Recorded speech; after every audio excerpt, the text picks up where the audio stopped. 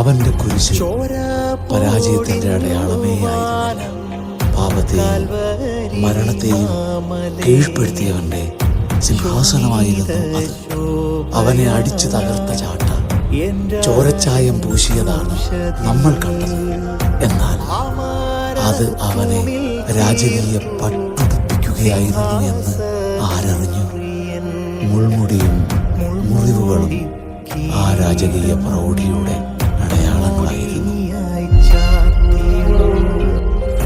രാജാധിരാജൻ വാഴ, രാജാധിരാജൻ വാഴ, രാജാധിരാജൻ